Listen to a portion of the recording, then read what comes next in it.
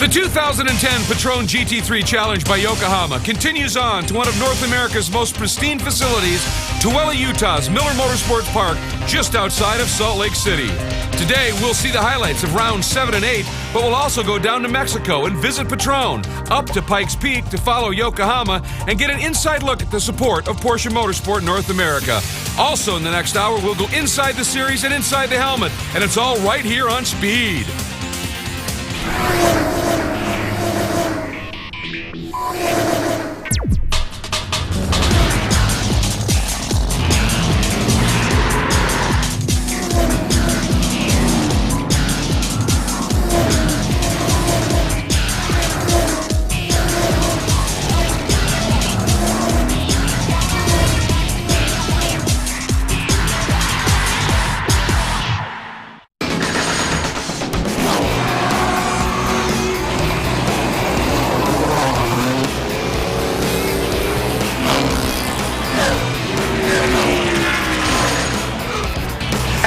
Recent 2 rounds of the Patron GT3 Challenge by Yokohama were conducted in the extreme population center of the Northeast Coast. Today, the series has traveled across the country to the wide-open expanse of the Great Salt Desert. Hi, everybody, and welcome to Tooele, Utah, and magnificent Miller Motorsports Park for rounds 7 and 8 of the Patron GT3 Challenge by Yokohama. I'm Greg Creamer, joined as always by Jamie Howe. And Jamie, the opening few rounds of the championship, it really looked like Ross Smith was going to say goodbye and just run away with this thing. But he stumbled a bit in New Jersey, and suddenly Darrell Carlisle is there in the points. He is only 4 points are separating the two of them right now, and Darrell's very confident coming into this weekend, but so is Chris Cumming. Chris Cumming is really starting to come into his own in this particular car. He's starting right behind Ross today in second. And like the heat in Jersey, it's warm here. Cummings' fitness could be a huge key in this one. Now let's talk Gold Cup just a little bit. And in the opening rounds, Carlos Eduardo looked like he was going to say goodbye, but in Monterey, he had a big stumble, but boy, did he rebound in Jersey. He did, and he even had to start at the back of the pack in one of those races, drove all the way to the front of the grid, winning both of the races in New Jersey Motorsports Park. Coming in this weekend, though, he's starting second, right behind Kendall Smith, and Kendall has something to prove here this weekend. And the returnee of the hometown favorite here, who had a great weekend here last year, the champion in the gold class, Melanie Snow, is back for a one-off. She's certainly going to be in the mix. This is one of the most difficult tracks to master in the championship chase, and with those brand new platinum class cars, the data book is brand new for everybody. It's a learning experience here in Utah, and here to help us shorten the curve is multiple series champ Bob Fayetta. Let me take you for a ride around Miller Motorsport Park in the Competition Motorsports Porsche GT3 Cup car.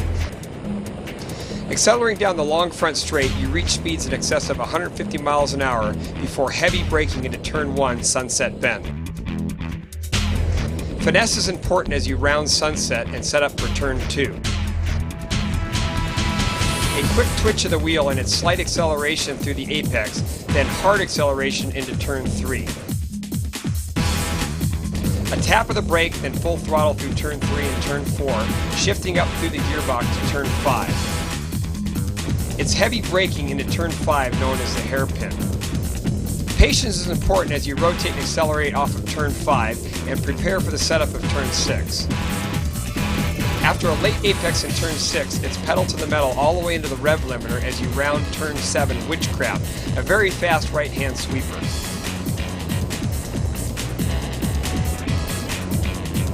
Heavy braking, then hard acceleration through the tight complex known as the Attitudes.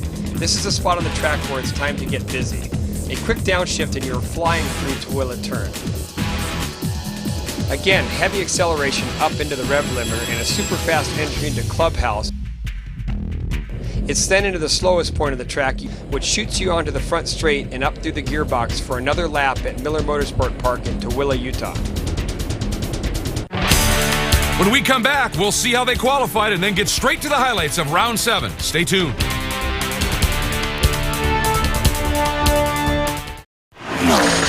The Patron GT3 Challenge by Yokohama is presented by the Patron Spirits Company, the #1 ultimate tequila in the world, simply perfect. And by Yokohama, where technology drives better tires. And by Speed. Well, folks, a beautiful day here in Utah. Let's take a look at how qualifying unfolded, and Ross Smith did it again. his 5th pole. He's got 4 wins this year. Chris Cumming, though, his first front row qualifying effort. Then in the next row, Mike Shine, another great job in qualifying, and Kendall Smith on the pole for the first time in the gold class. Then Carlos Eduardo, the points leader in the gold class, and then Amadeo Quiros, a platinum driver. Then we go to the next row. It's Daryl Carlisle and Coqui Trejos.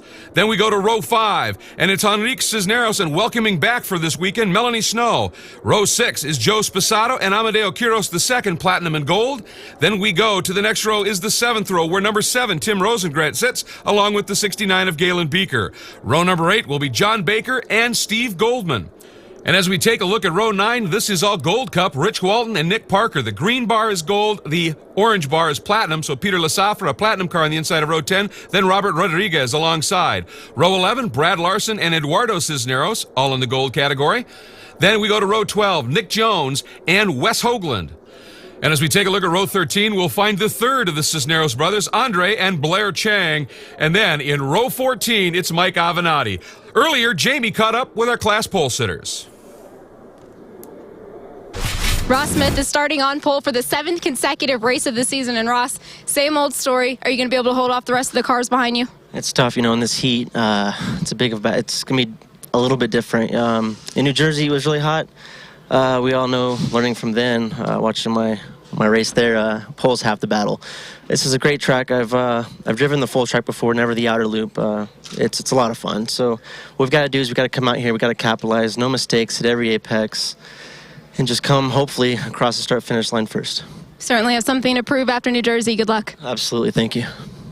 Kendall Smith, starting on pole for your first time of the season. What does this mean to you right now? Man, it means everything. I mean, Maxwell Paper Racing did an unbelievable job with this car. I did everything I could do. I mean, it's the first time I've ever put like a real theoretical together. Did an unbelievable job. The car's great. Got to thank my dad. So excited to be so far up in the front to stay clean. So really looking forward to this race. Well, good luck. Thank you very much. Well, the brothers Smith off to a good start, and we are getting ready here. The highlights for the start of round number 7, and right away, Ross Smith able to get a good roll, if you will, and get the jump. There's Chris Cumming. Now look at Mike Shine. He moved down to the inside. Cumming, though, did a nice job to sort of drift into his path and dissuade him. And Shine then tries to tuck right in behind Ross and follow him around the outside. Can't do it, and in so doing, Kendall Smith almost was able to sneak through. There, folks, is Nick Jones. Had a problem with his car, was able to hop into Melanie Snow's car from last year. In this race, she's driving her husband's car from last year. She's driving the 57, Nick in the 56. As the action continues through this very high-speed sweeping section of 4 corners, the first 4 corners here at Miller Motorsports Park, absolutely fantastic. Mike Shine, though, looks to the inside once again of Cumming as they head into the Black Rock hairpin, it's called. Again, Cumming covers nicely, tucks right back in, but Kendall Smith doing a brilliant job settling into 4th overall, leading that Gold Cup category. The Platinum class, for those of you new to the series, is for the 2010 Porsche 911 GT3 Cup cars, which are a pretty significant upgrade over the older cars from 05 to 09 that now make up the Gold class. There is a look at Kendall as we leap forward just a little bit. He's dropped off of that lead group of 4, but he continues to lead the Gold Cup, but he's got pressure from Carlos Eduardo, but he also has a couple of platinum cars coming into the mix. The first one is Amadeo Quiros, and right behind Eduardo there, that red, white, and blue stripe Porsche is Coqui Trejos, both in platinum entries. Now we move forward a little bit further. Again, Mike Shine down to the Black Rock hairpin, takes a look inside Chris Cumming, and Chris Cumming just drifts left a little bit and manages to hang on to second.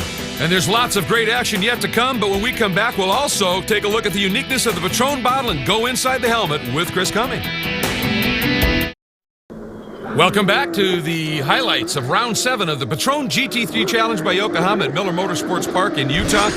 And as the action continues, we're going to go back in the pack just a little bit. There's the 02 of Nick Parker, and he's in a great scrap with that 36, that orange and blue car of Wes Hoagland and Rich Walton in the 76. And you can see right there, Hoagland able to come by and hold off Walton, but Walton then does the over-under, a beautiful move, sneaks by underneath as Hoagland drops a couple of spots in that exchange, but the racing throughout the pack was literally this fierce from the very drop of the flag. No matter where you look, there was some great battling to be had.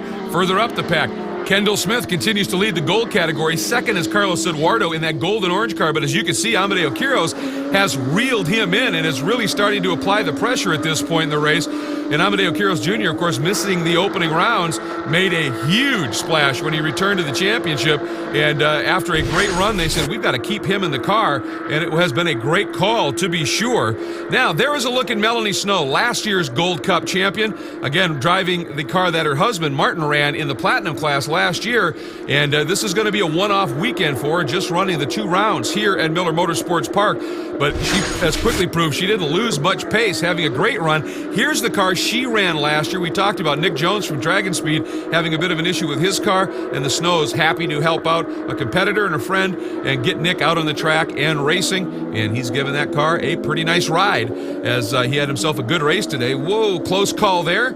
Working traffic, and somebody looked like they just had a bobble coming out of the turn, and Nick able to swing by. Meanwhile, let's go forward a little bit. Nick Parker and Brad Larson having a great scrap, and they were pretty much in lockstep this whole race. And Nick Parker tucked in so close behind, swings out trying to get the move on Larson, and he did a nice job. You can see on the front of Larson's car a little wrinkle. There was some close quarters racing that unfolded here in round 7. And this battle, just bits and pieces of what was a bigger picture. And then right there, you can see Brad Larson, maybe a little bit of target fixation and missed his turn in just a little bit, got in the marbles. And in the desert out here, you go around in a hurry. There's Kendall Smith leading in the Gold Cup. That's a beautiful package. And of course, packaging is everything. So let's take a moment, go down to the Patron Tequila Distillery and Bottling Factory to learn more about one of the great packages in the business, the bottle.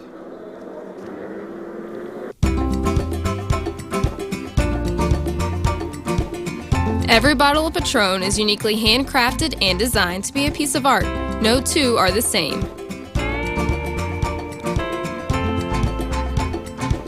If the slightest imperfection is found, the bottle is immediately discarded and recycled. On the quality side, by the time a bottle leaves the factory, 60 different people have looked at that bottle. And what better quality control do you have than having that many people look at the product? So I'm always assured that every bottle that's coming out of our distillery is perfect. And that ties in with the Simply Perfect tagline. So that's a huge part of why we keep everything humanized and not turn it all to machines. The ones that survive over 40 different inspections are rinsed in tequila before they're filled. This process is used to create a sterile environment, ensuring that there are no impurities. Once washed, the bottles are filled with Patron tequila and checked again. Any imperfection is cause for them to be discarded. I think it's more of an art form. I think that where the process comes in is once you develop what you think is the perfect recipe, and that's the art form of it. And as you move past that, then it becomes a process. But I think that it stays an art form because we do everything by hand. I mean, if machines were putting the labels on the bottles and putting the corks in the bottles and putting the bottles in the cases, then it would probably become process. But, because, humans are doing that, no matter how many cases we do, we're still always going to do it by hand. So I think that becomes, it keeps it as an art form.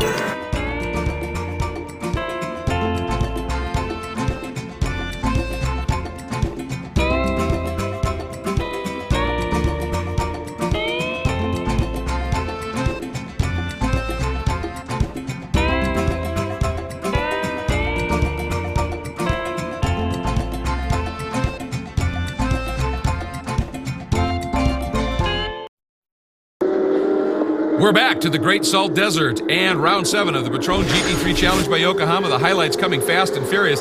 Here is the 58 of Amadeo Quiros, but he has got immense pressure from behind in the form of Carlos Eduardo. This is not the same class, but you can see there was a little tink, and Quiros didn't like it, gave a little bit of a swerve to Eduardo saying, don't like that, don't do it again. Now watch this. Amadeo Quiros Jr. comes up and inside Carlos Eduardo. He gets underneath but runs a little wide on the exit. Eduardo thinks, well, going to try him again here. Didn't happen there. This was by no means done, however. Carlos Eduardo getting a great run. Coming up, tucks in behind. Watch for it here. Dives to the inside. Got the door slammed firmly. That's in the attitudes. That's the chicane section. One of the great pieces of this racetrack. Again, Quiros looks to the inside, though this time into the Tuella turn, they call it, turn 13, and gets underneath. Meanwhile, we're going to move up a little bit, and you can see that we have a guy by the name of Daryl Carlisle who came in here second in the points all over the young gun Mike Shine from Alex Job Racing.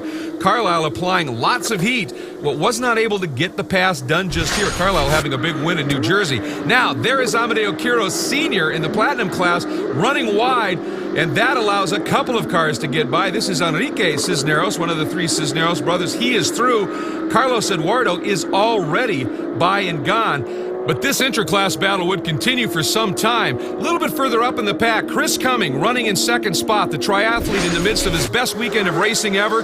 We wondered what makes him motivated. Let's go inside the helmet.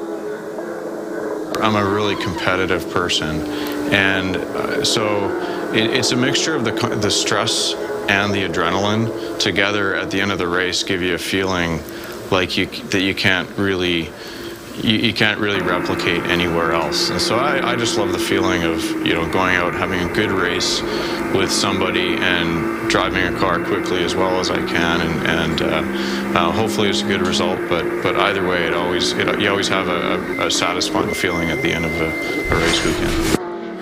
Of course, the field is full of competitive drivers, and there is one, John Baker, in a battle right now, knocking on the door of a top 10 with Galen Beeker, and Beeker, too, just gets a little wide into the marbles, into that Great Salt Desert dust, and has this big off-track excursion. Meanwhile, this kettle had been on the boil for a while, and it finally boiled over. Carlos Eduardo into the side of Amadeo Quiroz Jr. Later admitted it was a rookie mistake, thought he could get underneath. They both kept their foot in it. Watch this. Bang, another hit. And they started squeezing each other again, and it turns out both cars were damaged, and it was going to lead into a key moment in this race. Carlos Eduardo goes by at this point. Now look at Dad, Amadeo Quiroz Sr., who's watched this unfold, and I kept thinking maybe he's now going, you don't do that to my boy and get away with it, and just gets in between here and creates the buffer. But as you can see right there, Junior running a little wide, he's in trouble. It starts bottling the field up in front of him. Melanie Snow did an incredible piece of driving, threading the needle inside, outside to get in front of this incident. Joe Sposato and Peter Lasafra. Lasafra in that green Porsche, Sposato in the red striped one. They just got into an accordion effect. One was unsighted. They hit each other, and then that second hit really crunched them. We ended up finishing under caution. And for the brothers Smith, they sweep the two classes, but some great battling throughout the field, and unfortunately that big incident. Both drivers, by the way, were okay. When we come back, we're going to take a look at the results of this 7th round, but also we're going to climb the mountain of Pikes Peak with Yokohama. We're going to look at Porsche support and do the highlights of round 8, so don't go anywhere. The Patron GT3 Challenge by Yokohama is presented by the Patron Spirits Company, the #1 ultimate tequila in the world, simply perfect. By Yokohama, where technology drives better tires. And by Porsche Motorsports North America. There are two lines that matter most in racing, the finish line and the bloodline. Let's take a look at the results from round number 7. Ross Smith getting yet another win in the championship. Chris Cumming, his best finish ever. Mike Shine, the same. Daryl Carlisle, 4th, and Coque Treos completes the top 5. And overall, then Kendall Smith, 6th overall, a great performance to win in the gold class. Let's head down to Jamie Howe with our winner interviews. Jamie? Ross and Kendall Smith, both of you coming home first up at the podium today. Ross, we'll start with you. Still leading the championship point. Big weekend for you. Describe it. It was amazing. I mean, it was hot, but at the same time, you know, when things are hot, things are good, you know. But, you know, I got to give my thanks to Maxwell for giving me such a great car. I mean, making a great rebound from New Jersey, coming back strong on pole. And then winning the race, and then have my brother right here. His first pole, not only his first pole, but his first win. Man, at least I am, but I'm sure we are both excited as well. And Kendall Smith, I can see that big smile on your face. Obviously a fantastic race for you. What does this mean to you? Man, I can't stop smiling. That was unbelievable. I have to dedicate this win to my dad. He's done everything for me. My brother, man, he's helped me along. I mean, my goodness, that was unbelievable. Thanks to my wife for letting me come out in here and have so much fun. I mean, what a great race. Congratulations. Thank you very much. Boy, he sure earned that. It was a thing of beauty with Melanie Snow in second and the group behind. You know you've done something. Here's a look at the rest of the results, and as you can see, some great battling. Amadeo Quiroz dropping back just a little bit after that contact, obviously, and then you take a look at the rest of the group down through the top 20. A couple of the drivers having some issues, and as we take a look then at the rest of the field, You can see that Eduardo Cisneros, Andre Cisneros back there. There's Fasado and Lasafre from the incident. And Carlos Eduardo excluded for avoidable contact in that incident. So he will be starting at the back of the pack in round 8. Meanwhile, let's get back down to Victory Circle and hear from the rest of our podium finishers. Well, you know, it was the first couple of races of the season. We just haven't gotten off on the foot we wanted to. So it was a big relief. You know, I think that we finally this weekend shown the pace that we have. You know, it was actually a fairly uneventful race. Ross and I had a pretty good battle up first couple of corners on cold tires, but then after that it was just a matter of putting my head down and running some consistent laps. I really got to thank the guys at World Speed. They've done such a great job. You know, everyone's worked so hard, and I think we're finally showing what we can do. Yeah, I mean, coming into this weekend, it was good. I mean, I got the track down pretty quickly. The AJR guys gave me a great car. You know, I could really push it. And I had the help of my teammates. You know, we looked at laps and data, and I just constantly improved throughout the weekend. And hope my teammates tomorrow have a good race also. Oh my gosh, I was so happy. It was a hectic race. I was doing all I could, and I just couldn't get by the 10 cars. It was too hard, and so my group was leaving me, but I just let them sort it out, and they did their little thing, and I went right by, took advantage of it, and second place. I'm so happy just to be on the podium and to be here racing, and so I'm excited. Well, this race was important. Coming in, I was second in the championship, and I knew that the rest of the season had to be consistent. My teammate Carlos would have a bobble or anything like he did this race, unfortunately, that would put me in first place. And as soon as that happened, I knew that I'll be running first in the championship, so I'm very happy with that. And we witnessed Yokohama's greening efforts with the remarkable ENVR2 tire, but they continued to pursue the very highest levels of motorsports technology.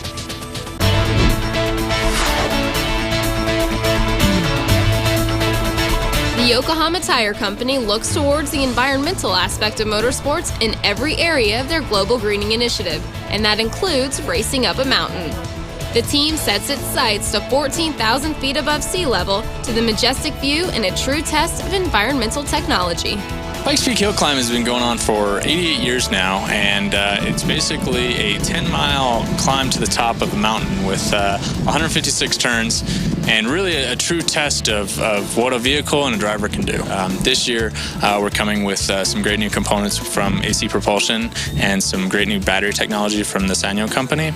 So this car is really about demonstrating the potential of electric power, and we're looking forward to working with Yokohama and demonstrating on Pikes Peak that these cars can compete with the gasoline cars and really break some records out there. Mr. Hanno has been working with Yokohama for a number of years, from everything from the Baja 1000 to Pikes Peak, which he ran last year on an electric vehicle just like this year. The morning of race day came early. Driver Hanawa and the Yokohama crew were up the mountain before dawn to prepare to set a record. Yokohama's involvement in the hill climb represents their dedication to finding environmental innovation in competitive motorsports arenas. As a whole, Yokohama looks towards the environmental aspect in every project that we're involved with, whether it's the production of our tires, whether it's at the facility. And so working here at Pikes Peak, it's just another component in an electric vehicle, really is the pinnacle or the next generation of vehicles. And set a record is what they did. Hanawa broke the existing record for the electric car division, making it up the 12.4-mile course in only 13 minutes and 17 seconds. Hanawa said he was very confident because they had been testing the electric car for a long time and is also proud to be part of Yokohama's green car technology. This weekend, we're also treated to this Porsche 911 GT3 Turbo turning some laps. They require some special engineering, and Porsche is always there to help. Here's Jamie. It's no secret that having a full field of cars on the track at the same time causes the occasional need for a couple of spare parts. But something you might not realize is that in a series like the Patron GT3 Challenge by Yokohama, all of those spares come from the exact same place, Porsche Motorsport North America. We support all the club racing as well as the ALMS and Patron Challenge teams. We supply all the spare parts for 996 Cup and 997 Cup, as well as for the RSR. A lot of manufacturers just have a small number of cars, and it's relatively straightforward. But Porsche, being a customer team program, at Sebring, for example, we had nearly 50 cars to support. When you consider the RSR, the GTC Cup cars, and then the numerous cars in Patron Challenge. So yeah, it does get quite hectic and a lot of logistical issues from time to time. Those logistical issues come from the fact that PM&A receives the parts from Germany and then has to get them to their support transporter that's on the ground at each race. Have you ever wondered how many spares they're actually carrying? That is all parts, obviously, to rebuild 2 cars in the case of a major incident, but also just consumables and incidentals that the teams might need. Unfortunately, racing has incidents, so to speak, and we're always there to supply backup in case they're run into issues. We stay busy, absolutely. A lot of long hours, but it's worth it, especially when the teams have success. And their support to this series is so strong. A lot of celebrating, of course, after round number 7, but the focus was soon to turn to round 8, as will ours when we come back.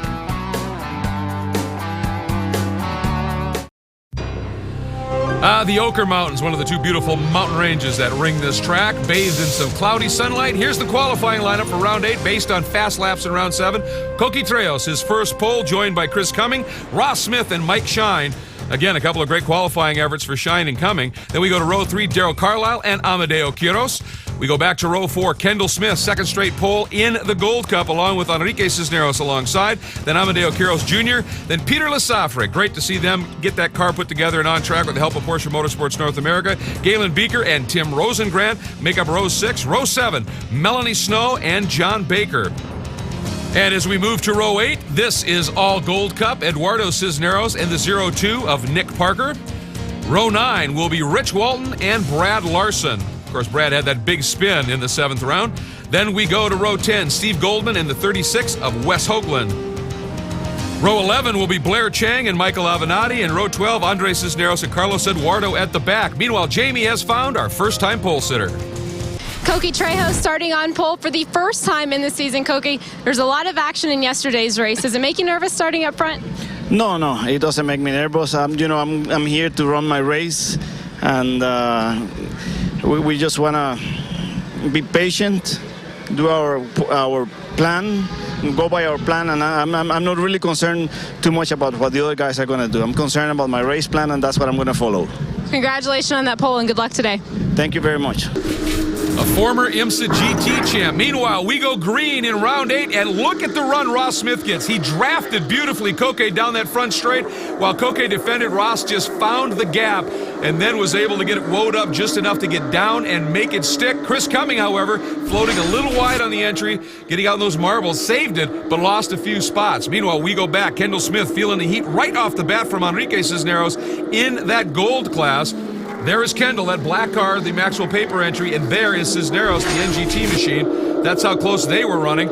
As were Mike Shine and Darrell Carlisle, but Carlisle able to get down and underneath in the Platinum class, hard on the brakes, and is able to sneak through. Shine read it and said, well, I'm done here. And now they head into these final 2 turns, wind up and release, they call them, that launch them down this 3,000-foot straight here at Miller Motorsports Park. And that's a great way to get a launch onto that straight, that last bank turn. Meanwhile, Carlos Eduardo, remember, he started last, being excluded for the contact in round 7, working his way up through the pack, just laying a pass on Wes Hoagland, and his charge was going to continue in fairly quick order in that beautiful gold and orange NGT Motorsports car. And he's had himself some interesting challenges this year. When he hasn't had the challenges, he's been dominant in terms of wins. And here's a good look at Blair Chang in that beautiful competition motorsports Porsche. He found himself in the middle of a huge scrap in the gold category, and that's what makes this series so special, folks. Doesn't matter where you are, you're going to find somebody to race, as have Carlisle and Cumming here, as Carlisle trying to get underneath Chris Cumming in that World Speed Motorsports car. And keep in mind, Darrell Carlisle is a serious player in the points, but Cumming has hauled himself into points contention as well. We have plenty more racing action to come, but we're also going to meet a new member of the Patron driving stable, go inside IMSA and inside the helmet. Welcome back to the highlights of round 8 of the Patron GT3 Challenge by Yokohama. There's a good look at Kendall Smith, still leading in the gold class, but Amadeo Quiros Sr. in that platinum entry. You can tell, by the way, that orange windshield stripe, sun stripe across the windshield, that means a platinum car. If it's green, it means gold. and he's working his way up through some of those Gold Cup cars, and there's pretty stout driving talent there up in front of them. This battle here in the Platinum class, there's Carlisle. He's got Cumming right with him, and they are closing up on the group in front. Then comes this great battle in the Gold class. There's Melanie Snow having a good run with Amadeo Quiros. Here is a look at Quiros now. That's Quiros the second, of course. Junior and Melanie Snow closing up on them. And four of these cars, really, folks, in the Gold class, really ended up putting on a great show. Smith, Cisneros, then there's Quiros Jr. and Melanie Snow. The proverbial blanket covers them. The only time that's broken up is when an occasional Platinum car gets into the mix. Here's Peter Lesaffer. Great effort by his crew to get him out after that wreck in round 7. You know, we talk about Tim Rosengrant, the Tim's Auto Body Porsche. He admits, I'm not a great qualifier, but I'm a racer. What does he enjoy about the sport? I don't just like the car. I like the difference. Every year they come out with something new, and there's a lot of stuff that goes along every year. Everything gets developed and gets better, and I follow that as well. It's not just to look at the car and say, wow, the car looks cool. You know, I've obviously been in business for 25 years in Tim's Auto Body, and we know quite a bit about cars, and I like keeping up on the new stuff and seeing what they change. That's one of the reasons I enjoy Formula One so much. People don't realize it's not just about a bunch of cars going around. There's a lot of strategy, there's a lot of manufacturing and wind tunnel time, and it's just amazing. By this point, the Gold class battle was at a full boil, if you will, and there is Kendall Smith, but look at the attempt around the outside, then trying to cut underneath. That's Enrique Cisneros. He had reeled him in, and he had brought those two pursuers right with him. There is Cisneros again as Kendall just driving right down the middle of the track, perfectly legit to do. He is defending, not blocking. He's not making multiple moves. However, a move that Mike Shine did not want to see happen was this one. Got away from the young rookie, looped it a little bit, but boy, I'll tell you what, does this kid have raw skills. Spent a lot of time with Pat Long earlier in the weekend doing data traces with the American Le Mans Series superstar, and was able to gather it up and go. Meanwhile, Darryl Carlisle gathering in Coqui Trejos. Coqui in that lead car with the blue and red stripes back in the Gold class. That battle, it's still this close. Unbelievably good racing here. There is a look at Kendall, the black car, the orange NGT entry of Cisneros, the white with the stripes right behind him. That's Amadeo Quiros Sr. And then Melanie Snow. Meanwhile, Nick Parker and Blair Chang having a big battle here. You know, Patron continues to expand its reach in racing, and that means great new drivers as well. Here's a new one. Guy Cosmos recently joined the Patron family as co-driver and driver coach of Patron CEO Ed Brown. Together, the two compete in the GT class of the American Le Mans Series presented by Tequila Patron. But Guy knows from experience what it takes to get to the top tier of sports car racing. You know, I began racing go-karts when I was 11 years old. My dad got me started just as a father-son hobby, and I think my mother regretted it every day since then. But one year by year, I would manage to advance to a new level, and I was pursuing open-wheel racing. After working my way through the ladder system and racing in the Star Mazda Series, won that championship. But I was here as part of the weekends with the American Le Mans Series. So, you know, winning races as a youngster and looking at what was taking place in ALMS, I always figured, man, that's where I really want to wind up. Achieving that dream didn't take long as Guy was signed to drive with BK Motorsports in the LMP2 class. But from there, Guy found other jobs in racing. I do a lot of driver coaching. I enjoy teaching. You know, I don't think that I've got any secrets of my craft, really. And, you know, I think it's nice to take that information and that experience and that insight that I've got and share it with other drivers. Last year, I was working with John Baker, who was a rookie in the Patron GT3 series. And as a 60-year-old man doing his first year of racing ever, I was working alongside his teammates, Ed Brown and Bill Sweedler. And, of course, Scott Sharp was around us all the time. And they got to see how closely I worked with John and how we had a good working relationship together and the performance we were able to get out of him, and as well, both he and I, and the results we would have on track since we were both racing in the GT Challenge class in ALMS. So they saw the whole process and they really thought, you know, we're creating this team. We need somebody that can focus a lot on Ed and his development as a driver, and it just worked out. This is like the trifecta, you know. This is the ultimate for me because you're always dreaming of driving for a team that's technically talented, you know, really, really experienced and professional people. you always want to be in a car that's capable of winning, and you always want to have a sponsor that is really supportive of the program, doing a lot of activation, and is a very recognizable brand. We've just got the best of everything, and now I've really got a chance to show what I can do behind the wheel and how I can help my teammate Ed and go after some success this season. Back to Miller Motorsports Park, and guess what? You bet. The battle continues. Look at that defensive move right there by Cisneros. That was pushing the envelope, and as he bottled up Amadeo Quiros Jr. behind him, Melanie Snow almost did the outside around. Now she's on the inside for this next turn, and she is able to get down and underneath. But watch what Amadeo Quiros Jr. does here. On the exit, he got a great drive off the turn, pops to the inside, and as they get down into this very quick right-hander, he is able to just slot through and underneath, and Melanie is savvy enough to know, boy, that is not a spot you want to fight that kind of a move, or it will certainly end in tears. But that was the nature of this racing. It was superb. And Galen Beaker in that Works 2 Porsche is right behind this group as well. But Amadeo Quiros Jr. showing why everybody wanted him back in the championship. Enrique Cisneros, the new point leader, by the way, coming into this 8th round of the championship after his run in the 2nd round. Very strong there as well. Remember Blair Chang in that great battle? Well, trying to take a run on Brad Larson, just got in a little hot, locked up the rears, snapped around in a spin. Some great evasive driving by the other drivers not to get into him, and he was able to continue. Now, here's your leader, Ross Smith, and the gap to second is pretty evident here, but there is a time count for that, and that comes from the fine folks at IMSA.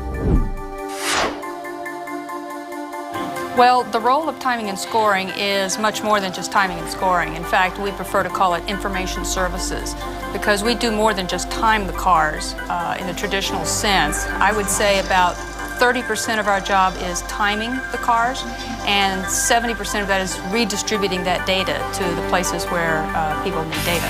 We actually have about 5 points around the track that we're gathering information from. We call them timelines. Plus, we gather information from pit in and pit out so that we can time people's pit stops. And then there is a segment of lines in the pit lane itself to actually measure pit speeds. So altogether, we've got sometimes as many as 20 points around the track that we're gathering data from. Almost every piece of software that's been written for timing and scoring deals with one class because most series are a one-class series. So all of our software has to be modified to deal with class positions as opposed to just overall positions. When I started timing and scoring, we were still using stopwatches and doing math by hand on time cards, and that was only 10 or 15 years ago. So technology, once the first computers started coming into timing, it just started growing very fast. And this year, one of the innovations that we have brought in timing and scoring, which we're kind of excited about, is solar powered. A lot of our equipment around the track this year is solar powered instead of the old way we used to do it with big batteries. Well, that data is everything when it comes to racing, and the reason is the margins can be incredibly close, as we've been seeing in this Gold Cup battle. Now, Kendall Smith still leads it, but look at the battling going on behind. Melanie Snow, a great drive at the exit of the Attitudes, dives down underneath Amadeo Quiros Jr. as they get through the Tuella turn, but that inside entry, squeezing in a little bit, tightened up her radius, exit speed was lost. Quiros squared it up, and look at him right back down to the inside going into Clubhouse, that hard left, and was able to hang on to it this time. Meanwhile, Chris Cumming comes up on Darrell Carlisle and knifes through. That, folks, is what you call a decisive pass. Well done. Now, Carlisle is going to try and counter with an outside move into turn 2, but that is very difficult to do here, as these are very fast corners with the big S sweeping sections. And then not much later, Cumming was able to get by Coqui Trejos, and that means he is now in 2nd spot. So Chris Cumming on the form this weekend, one of his best weekends ever. And back in the Gold class, a battle for knocking on the door of the top 10 between Eduardo Cisneros and Mike Avenatti. Cisneros in that black and orange NGT car, Avenatti alongside. That battle was going to continue, as was this scrap. Here we go again. That's Amadeo Quiros Jr. trying to take a run on Enrique Cisneros. Enrique feeling the heat, maybe looking in his mirrors, missed his turn in, loses not only that spot, but also a spot to Melanie Snow. So that's what just a slight mistake at this level of competition with these equal cars can lead to, that little loss of momentum. Meanwhile, that battle I was talking about, look at this, wasn't done yet. Now watch Avenatti, turns in, but comes in just too much speed, couldn't get it down to the apex. Once again, gets those right side tires in that great salt desert dust, and around he goes. As does Amadeo Quiros Sr. on Darrell Carlisle. This is a pass for 4th in the Platinum class. Look at Avenatti, sticks his nose in there and then realizes, you know what, these are the big boys and they're playing for a podium, potential podium here, battle for 4th, and lets them go. Now here is the battle just a couple of laps later, how quickly Amadeo Quiros reeled in Coqui Trails. Takes a look right there into that turn, but it hasn't paid off there. Now gasses it down to the inside, and this is for the podium, and Amadeo Quiros Sr. able to get by. Watch Coqui, though. Deep, deep, deep, way to the inside, realizes I can't do it, and tucks in behind, 1, his good friend, and 2, a teammate. They don't want to get into it. Meanwhile, here he comes. Ross Smith sweeping the weekend once again. And look what happens to Coqui Trails on that last lap, just carrying a bit too much speed, trying to get the job done, and loops it. And right there is Kendall Smith. So again, the Smith brothers sweep the 2 classes in round 7 and 8 here at Miller Motorsports Park. So an absolutely great run by these young men. When we come back, we will, of course, take a look at the results, and we'll hear from our class winners and other podium finishers. Speed's coverage of the Patron GT3 Challenge by Yokohama is presented by the Patron Spirits Company, the #1 ultimate tequila in the world, simply perfect. By Yokohama, where technology drives better tires. And by Speed. Take a look at the official results here in the 8th round of the championship. And Ross Smith getting his 6th win of the season. Chris coming back-to-back seconds. What a weekend. Amadeo Quiros in 3rd, Carlisle and Coqui Trails. Kendall Smith, 2 wins in a row. Melanie Snow, another podium finish. And Enrique Cisneros completes the podium with Galen Beeker and Carlos Eduardo 4th and 5th. Let's get down to Jamie Howe with our Platinum podium finishers. Ross Smith bringing it home for another race win. Talk us through that pass at the opening lap. Well, man, it was great. I was kind of upset about not getting fast lap, but, you know, you get over it right away. Got a really good toe on Trejo's, really good toe, and you know, I was thinking about the pass, and I had the toe, and I popped out. I was like, yeah, I got enough room. So I made the corner, made the pass, got the gap, stayed there. I mean, the Maxwell Paper boys, they did a heck of a job putting this car back together since our literally off-road at New Jersey. Can't thank them enough for doing this for me. Everybody's been backing us. This is a dream right now to come back. This is seriously, since Sebring we had a great car. We're back to where we were at Sebring now. We've got the car was under us, we were flawless, we were able to be consistent. Can't get better than that. My brother wins again, so we're happy team. Congratulations. Thank you. Yeah, that was a bit of a wild one today. I had to put new brake pads on, and so they weren't properly bedded. And I went into the first corner on the first lap and had almost no brakes. I had to go around. I had to dive to the right to avoid hitting Ross. And that's unfortunately threw me out wide, and I dropped back into 4th. And but I knew, 45 minutes is a long enough race to make up some places. So I just sort of put my head down and let things develop. I saw that Darrell into turn 1 was I was making up a lot of ground on him, so I thought I could make a pass from maybe a little bit farther back than normal, and that one stuck. And then Jorge, I guess, ran wide in 11, and I was there to capitalize. So that was a great race, a lot of fun. I'm very happy because in the beginning of the race, I lose too much time, and I take too much time to catch the people in the front. When I saw Coqui and I saw the white flag, I said, I can do it. I can, but I need to try it. And I passed in the last 2 turns, and that for me is great. I feel very, very good because I want to have a podium here in Utah. Congratulations. Thank you very much. Thanks, Jamie. Let's take a look at the rest of the round 8 results. Tim Rosengrant sits in 11th. Mike Shine back in 12th after that spin. And then you see a lot of the gold class competitors, some of the great battling that unfolded in that category. Now, as we go to the last page, you're going to see Amadeo Quiros Jr. way at the back. The reason is, after the race, disqualified due to being a little too low. That's why he wasn't on the podium. Speaking of the podium, let's hear from the podium in gold. Kendall Smith, your 2nd race win in the series and your 2nd win of the weekend. Describe it. It's indescribable. I mean, coming across that line first place again, like I said, this field is unbelievable. There's some really good guys in this field. Amadeo, man, Carlos, those guys are awesome. Dedicating this race again to my dad. Thanks again to my wife, Christina, at home. Love her. Thanks again to my mom for all the support. My brother, Derek. It was amazing out there. That was the funnest race I've had since I've been in this series. Last year at Chicago, me and Brian had a great race, and that was my top race, and this one just topped it.